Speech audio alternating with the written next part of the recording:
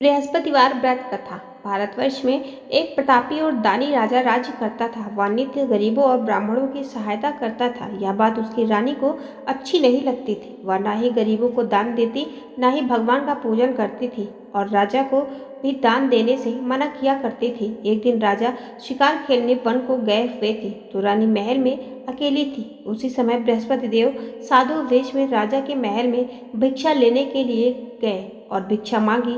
रानी ने भिक्षा देने से इनकार किया और कहा, हे साधु महाराज, मैं तो दान पुण्य से तंग आ गई हूँ। मेरा पति सारा दिन धन लुटाते रहते हैं। मेरी इच्छा है कि हमारा धन नष्ट हो जाए, फिर न रहेगा बांस न बजेगी बांसुरी। साधु ने कहा, देवी तुम तो बड़ी विचित्र हो। धन संतान तो सभी चाहते हैं, पुत्र और लक्ष्मी तो पापी के घर भी होने चाहिए। यदि तुम्हारे पास अधिक धन है तो भूखों को भोजन दो, प्यासों के लिए प्याऊ बनवाओ, मुसाफिरों के लिए धर्मशालाएं खुलवाओ। जो निर्धन अपनी कुंवारी कन्याओं का विवाह नहीं कर सकते, उनका विवाह करा दो। ऐसा और कई काम है जिनके करने से तुम्हारा यश लोक परलोक में फैलेगा। परंतु रानी पर उपदेश का कोई प्रभाव न पड़ा। वह बोली, महाराज आप मुझे कुछ ना समझाइए। मैं ऐसा धन नहीं चाहती जो हर जगह बांटती फिरूं। साधु ने उत्तर दिया, यदि तुम्हारी ऐसी इच्छा है तो तथास्तु। तुम ऐसा करना कि बृहस्पतिवार को घर लेप कर पीली मिट्टी से अपना सिर धोकर स्नान करना, भट्ठी चढ़ाकर कपड़े धोना। ऐसे करने से आपका सारा धन नष्ट हो जाएगा। इतना कहकर वह साधु महाराज वहां से आलोप हो गए। साधु के अनुसार कई बातों को पूरा करते हुए रानी को केवल 3 बृहस्पतिवार ही बीते थे कि उसकी समस्त धन संपत्ति नष्ट हो गई।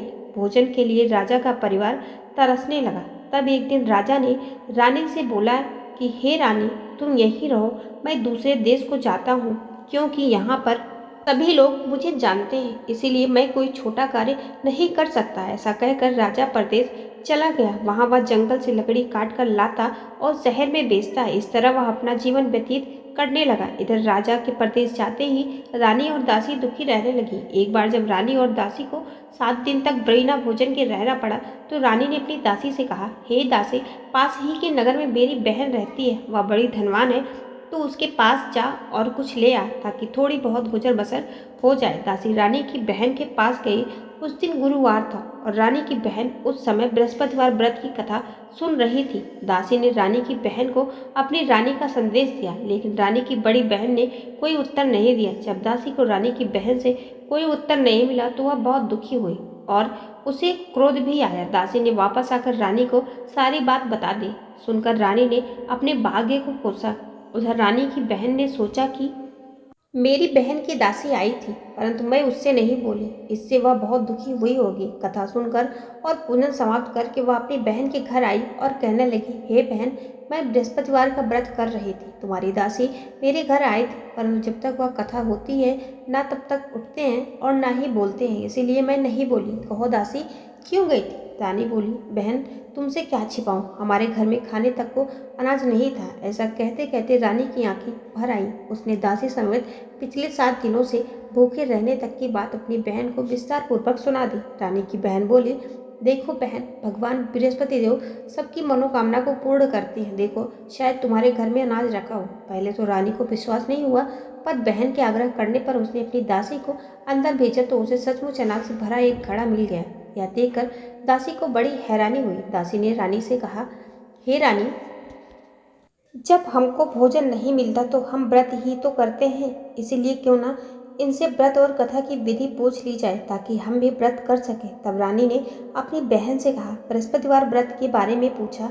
उसकी बहन ने बताया, बृहस्पतिवार के व्रत में चने की दाल और मुनक्का से विष्णु भगवान का केले की जड़ में पूजन करें तथा दीपक जलाएं, व्रत कथा सुने और पीला भोजन ही करें, इससे बृहस्पति देव प्रसन्न होते हैं। व्रत और पूजन विधि बताकर रानी की बहन अपने घर को लौट गई। 7 दिन के बाद जब गुरुवार आया तो रानी और दासी ने व्रत रखा। घुड़साल में जाकर चना और गुड़ लेकर आई, फिर उससे केले की जड़ तथा विष्णु भगवान का पूजन किया। अब पीला भोजन कहाँ से आए, इस बात को लेकर दोनों बहुत दुखी थी। चूंकि उन्होंने व्रत रखा था, इसलिए बृहस्पति देव उनसे प्रसन्न थे। इसलिए वे एक साधारण व्यक्ति का रूप धारण कर 2 थालों में सुंदर पीला भोजन दासी को दे गए। भोजन पाकर दासी प्रसन्न हुई और फिर रानी के साथ मिलकर भोजन ग्रहण किया। उसके बाद वे सभी गुरुवार को व्रत और पूजन करने लगे। बृहस्पति भगवान की कृपा से उनके पास फिर से धन संपत्ति आ गई, परंतु रानी फिर से पहले की तरह आलस्य करने लगी। तब दासी बोली, देखो रानी, तुम पहले भी इसी प्रकार का आलस्य करती थी। तुम्हें धन रखने में कष्ट होता था, इस कारण सभी धन नष्ट हो गया। और अब जब भगवान बृहस्पति की कृपा से धन मिला है तो तुम्हें फिर से आलस्य होता है। रानी को समझाते हुए दासी कहती है कि बड़ी मुसीबतों के बाद हमने यह धन पाया है, इसीलिए हमें दान पुण्य करना चाहिए, भूखे मनुष्यों को भोजन कराना चाहिए और धन को शुभ कार्यों में खर्च करना चाहिए, जिससे तुम्हारे कुल का यश बढ़ेगा, स्वर्ग की प्राप्ति होगी और पितृ प्रसन्न होंगे। दासी की बात मानकर रानी अपना धन शुभ कार्यों में खर्च करने लगी, जिससे पूरे नगर में उसका यश फैलने लगा। बृहस्पतिवार व्रत कथा के बाद श्रद्धा के साथ आरती की जानी चाहिए। इसके बाद प्रसाद बांटकर उसे ग्रहण करना चाहिए। एक दिन राजा दुखी होकर जंगल में एक पेड़ के नीचे आसन जमाकर बैठ गया। वह अपनी दशा को याद करके व्याकुल होने लगा। बृहस्पतिवार का दिन था। एकाएक उसने देखा कि निर्जन वन में एक साधु प्रकट हुए। वह साधु वेश में स्वयं बृहस्पति देवता थे। लकड़हारे के सामने आकर बोले, हे लकड़हारे, इस सुनसान जंगल में तू चिंतामग्न क्यों बैठा है? लकड़हारे ने दोनों हाथ जोड़कर प्रणाम किया और उत्तर दिया, महात्मा जी, आप सब कुछ जानते हैं, मैं क्या कहूँ? यह कहकर रोने लगा और साधु को अपनी आत्मकथा सुनाई। महात्मा जी ने कहा, तुम्हारी स्त्री ने बृहस्पति के दिन बृहस्पति भगवान का निरादर किया है, जिसके कारण रुष्ट होकर उन्होंने तुम्हारी यह दशा कर दी। अब तुम चिंता को दूर करके मेरे कहने पर चलो तो तुम्हारे सब कष्ट दूर हो जाएंगे और भगवान पहले से भी अधिक संपत्ति देंगे। तुम बृहस्पति के दिन कथा किया करो, 2 पैसे के चने मुनक्कर लाकर उसका प्रसाद बनाओ और शुद्ध जल से लोटे में शक्कर मिलाकर अमृत तैयार करो। कथा के पश्चात अपने सारे परिवार और सुनने वालों प्रेमियों में अमृत व प्रसाद बांटकर आप भी ग्रहण करो। ऐसा करने से भगवान तुम्हारी सब मनोकामनाएं पूरी करेंगे। साधु के ऐसे वचन सुनकर लकड़हारा बोला, हे प्रभु, मुझे लकड़ी बेचकर इतना पैसा नहीं मिलता जिससे भोजन के उपरांत कुछ बचा सकूं। मैंने रात्रि में अपनी स्त्री को व्याकुल देखा है, मेरे पास कुछ भी नहीं जिससे मैं उसकी खबर मंगा सकूं। साधु ने कहा, हे लकड़हारे, तुम किसी बात की चिंता मत करो। बृहस्पतिवार के दिन तुम रोजाना की तरह लकड़ियां लेकर शहर को जाओ। तुमको रोज से दुगुना धन प्राप्त होगा, जिससे तुम भली भांति भोजन कर लोगे तथा बृहस्पति देव की पूजा का सामान भी आ जाएगा। इतना कहकर साधु अंतर ध्यान हो गए। धीरे धीरे समय व्यतीत होने पर भी वही बृहस्पतिवार का दिन आया। लकड़हारा जंगल से लकड़ी काटकर किसी शहर में बेचने गया। उसे उस दिन और दिन से अधिक पैसा मिला। राजा ने चना गुड़ आदि लाकर गुरुवार का व्रत किया। उस दिन से उसके सभी क्लेश दूर हुए। परंतु जब दोबारा गुरुवार का दिन आया तो बृहस्पतिवार का व्रत करना भूल गया। इस कारण बृहस्पति भगवान नाराज हो गए। उस दिन उस नगर के राजा ने विशाल यज्ञ का आयोजन किया तथा शहर में यह घोषणा करा दी कि कोई भी मनुष्य अपने घर में भोजन न बनावे, न आग जलावे। समस्त जनता मेरे यहाँ भोजन करने आवे। इस आज्ञा को जो न मानेगा उसे फांसी की सजा दी जाएगी। इस तरह की घोषणा संपूर्ण नगर में करवा दी गई। राजा की आज्ञा अनुसार शहर के सभी लोग भोजन करने गए, लेकिन लकड़हारा कुछ देर से पहुंचा, इसलिए राजा उसको अपने साथ घर लिवा ले गए और ले जाकर भोजन करा रहे थे तो रानी की दृष्टि उस खूंटी पर पड़ी जिस पर उसका हार लटका हुआ था। वह वहां पर दिखाई नहीं दिया। रानी ने निश्चय किया कि मेरा हार इस मनुष्य ने चुरा लिया है। उसी समय सिपाहियों को बुलाकर उसको कारागार में डलवा दिया। जब लकड़हारा कारागार में पड़ गया और बहुत दुखी होकर विचार करने लगा कि न जाने कौन से पूर्व जन्म में कर्म से मुझे यह दुख प्राप्त हुआ है, और उसी साधु को याद करने लगा जो कि जंगल में मिला था। उसी समय तत्काल बृहस्पति देव साधु के रूप में प्रकट हुए और उसकी दशा को देखकर कहने लगे, अरे मूर्ख, तूने बृहस्पति देव की कथा नहीं करी, इसी कारण तुझे दुख प्राप्त हुआ है। अब चिंता मत कर,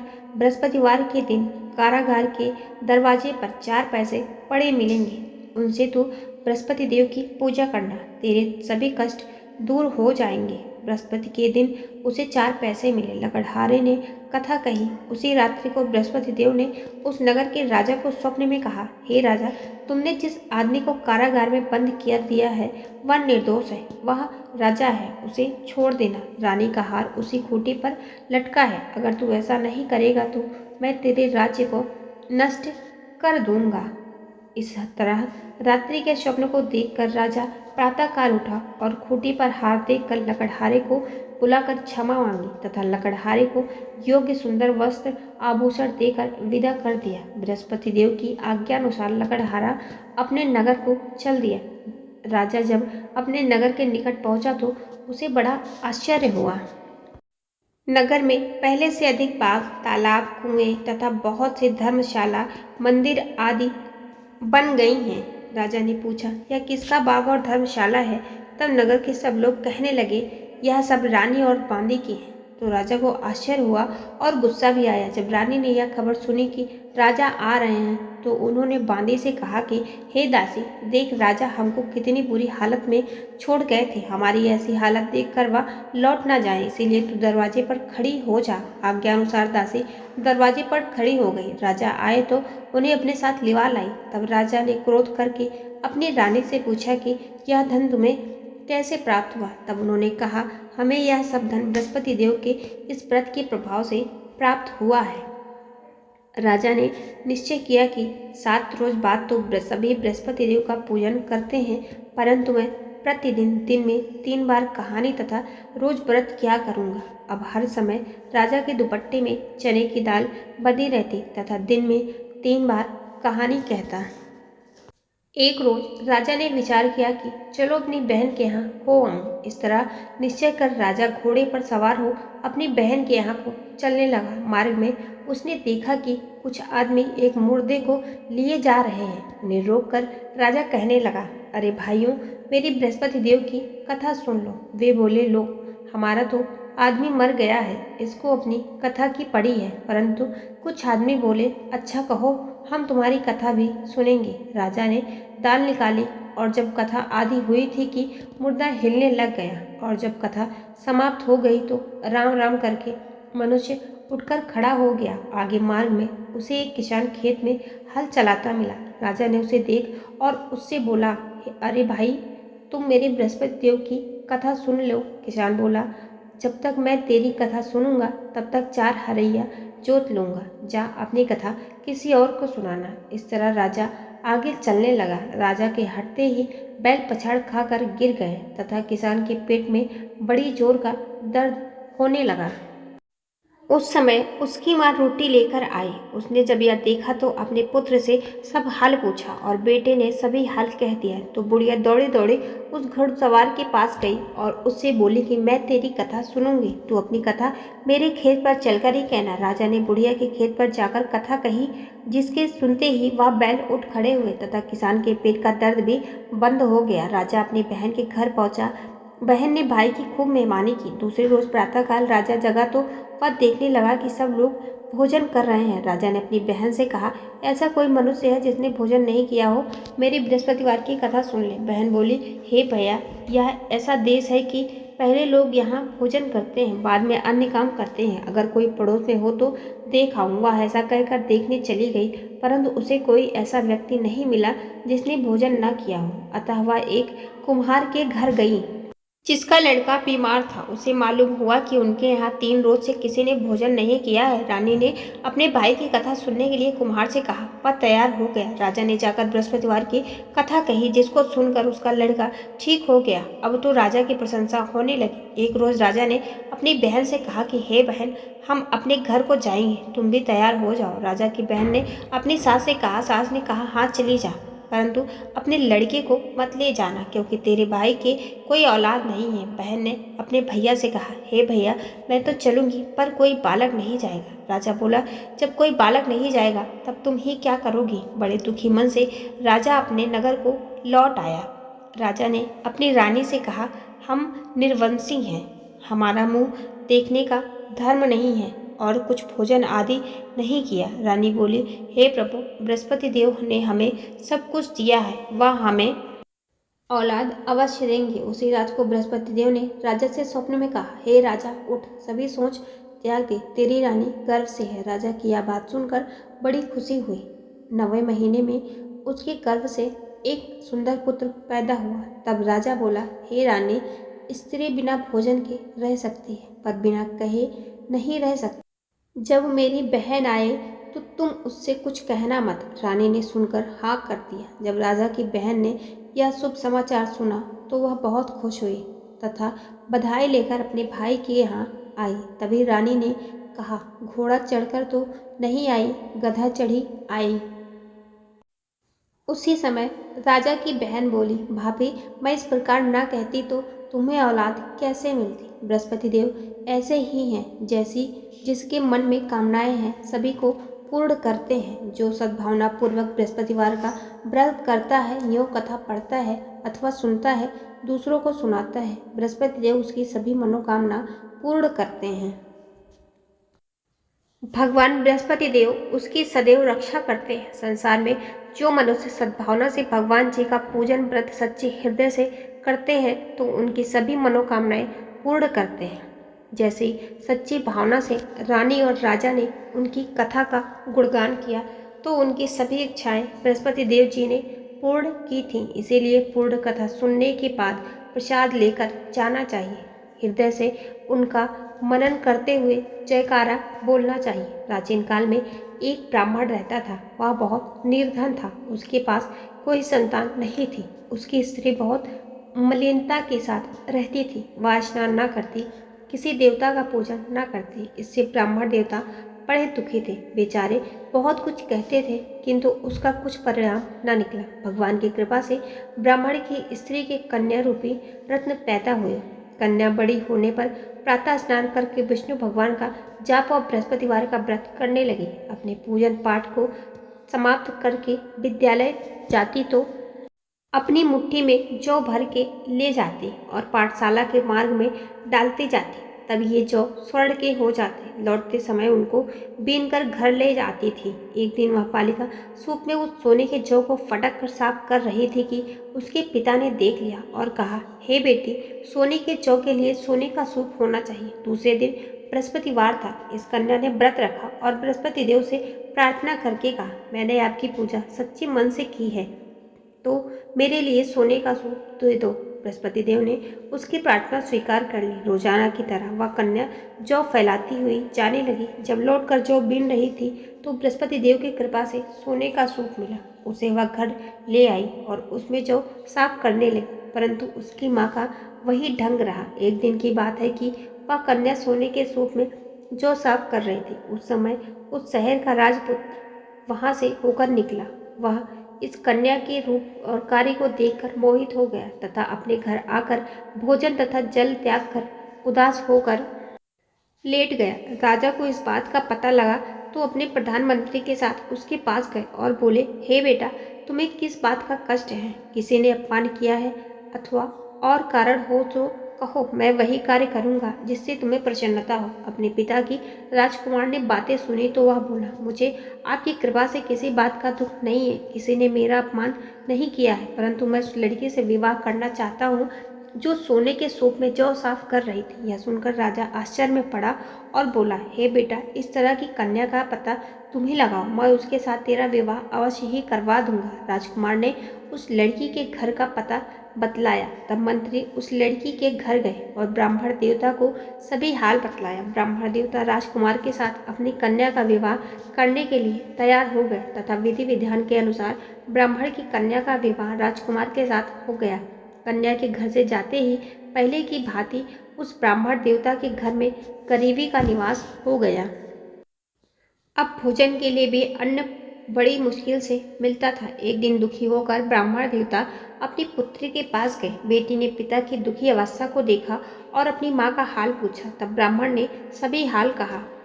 कन्या ने बहुत सा धन देकर अपने पिता को विदा कर दिया। इस तरह ब्राह्मण का कुछ समय सुखपूर्वक व्यतीत हुआ। कुछ दिन बाद फिर वही हाल हो गया। ब्राह्मण फिर अपनी कन्या के यहाँ गया और सारा हाल कहा तो लड़की बोली, हे पिताजी, आप माता जी को यहाँ लिवा लाओ, मैं उसे विधि बता दूंगी जिससे गरीबी दूर हो जाए।